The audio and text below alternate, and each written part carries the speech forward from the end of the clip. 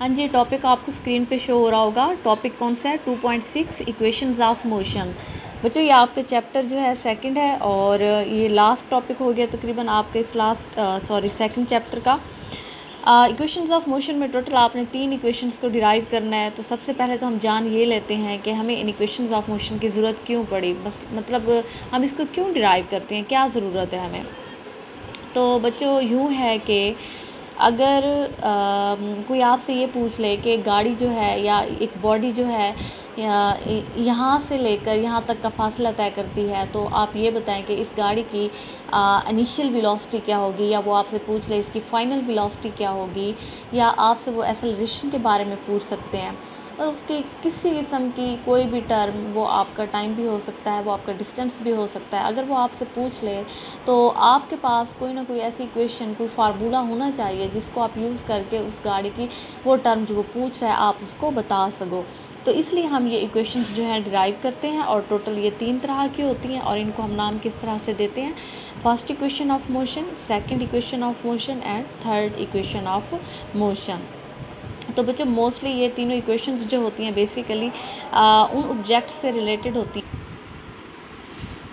तो बच्चों ये जो इक्वेशंस ऑफ मोशन होती हैं मोस्टली जो है उन बॉडीज़ के लिए होती हैं जो यूनिफॉर्म एक्सेलरेशन के साथ मूव करती हैं।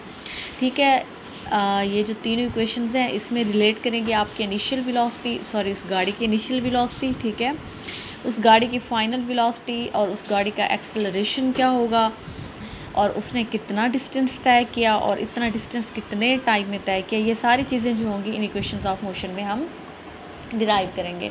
तो मोस्टली आपकी एक इक्वेशन ऑफ मोशन या तो फर्स्ट सेकंड थर्ड में से कोई सी एक जो है पेपर में पूछ ली जाती है किसी डिराइव करें, तो इसके लिए आपके लिए ग्राफ बनाना ज़रूरी होता है। ठीक है, ग्राफ के थ्रू ही हम बता सकते हैं कि वो बॉडी जो है कहाँ से मूव कर रही है, कितना डिस्टेंस तय कर रही है और उसने कितना टाइम लिया है। तो इक्वेशंस ऑफ मोशन के ये जो पैराग्राफ है रीड कर लेते हैं ताकि आपको ये क्लियर हो जाए। ठीक है, there are 3 basic equations of motion for bodies moving with uniform acceleration. ये भी आपको बताया था कि 3 इक्वेशंस होती हैं और उन बॉडीज़ के लिए होती हैं जो यूनिफॉर्म एक्सेलरेशन से मूव कर रही होती हैं। These equations relate initial velocity, final velocity, acceleration, time and distance covered bye a moving body.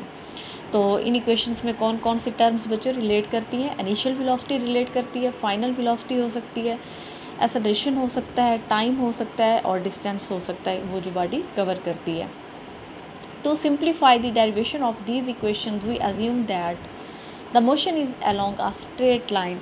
But जो यहाँ पे हम जो बॉडी कंसीडर करेंगे, जो ऑब्जेक्ट कंसीडर करेंगे, उसकी मोशन हमने स्ट्रेट रखनी है, हमने उसको कम्प्लेक्स नहीं बनाना, सिंपल वे में उसकी डेरिवेशन करनी है। ठीक है, और कोई कंडीशन नहीं रखनी, वो स्ट्रेट लाइन में मूव कर रही है। Hence we consider only the magnitude of displacements, velocities and acceleration.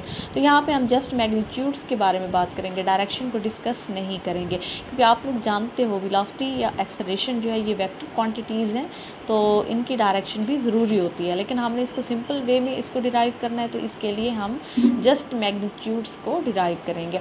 आगे डेरिवेशन में मैंने जो है आपको ये डेरिवेशन जब आपको पढ़ानी है आप वहाँ पे देखोगे मैंने उसके ऊपर एरो की अलामत भी डाल दी है। आप उस पर एरो की अलामत मत डालिएगा, क्योंकि हम यहाँ पे जस्ट मिकदार मैग्नीट्यूड की बात कर रहे हैं। तो उसका जो सिंबल होता है उसके ऊपर अगर हम एरो नहीं भी डालते तो कोई मसला नहीं है, क्योंकि हम इस वक्त उसको एज अ मैग्नीट्यूड ले रहे हैं। ठीक है, अब सपोजिशन होगी हमारी, हम सपोज करेंगे कि हमारे पास एक बॉडी है। ठीक है, consider a body moving with initial velocity v in a straight line with uniform acceleration a। जैसे कि पीछे आपको बताया था कि ये इक्वेशंस ऑफ मोशन उन बॉडीज़ के लिए होंगी जो स्ट्रेट मूव करती हैं और जिनका एक्सेलरेशन जो है वो यूनिफॉर्म होगा। तो यहाँ पे उसकी इनिशियल वेलोसिटी vi शो की हुई है। v आपको पता है सिंबल है वेलोसिटी का, और उसके साथ छोटा सा i डाल दिया गया है जो कि इनिशियल को शो कर रहा है और एक्सेलरेशन को a से शो किया जाता है। Its velocity become vf after time t। बच्चों ये पैराग्राफ पहले हम रीड कर लेते हैं, उसके बाद जब इसकी डेरिवेशन के लिए हम आएंगे तो पहले पैराग्राफ जो है अच्छे से समझ लेंगे, उसका जो ग्राफ होगा उसको अच्छे से समझ लेंगे, तो ये पैराग्राफ आपको ईजिली उस वक्त समझ में आ जाएगा। लेकिन एक दफ़ा ज़रा इस पैराग्राफ को देख लेते हैं। ठीक है, तो आफ्टर टाइम t उसकी वेलोसिटी अब क्या बन गई? vf, यानी फाइनल वेलोसिटी बन गई। The motion of body is described by speed time graph.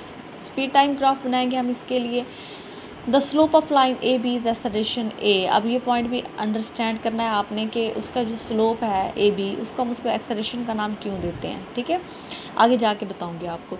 The total distance covered by the body is shown by the shaded area under the line A B. ये graph है, इस graph में जो shaded area है आपको blue colour में नज़र आ रहा है वो उसका टोटल एरिया है, ठीक है। अब जो है हम फर्स्ट इक्वेशन ऑफ मोशन को समझते हैं, उसके लिए पहले हम स्टेप बाय स्टेप जाएंगे।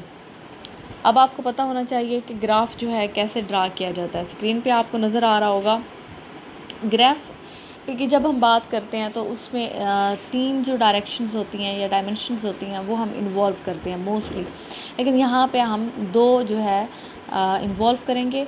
2 लाइंस होंगी, एक आपके पास आपको शो हो रही होगी वर्टिकल लाइन, ठीक है, एक आपको शो हो रही होगी हॉरिजेंटल लाइन ब्लैक कलर में।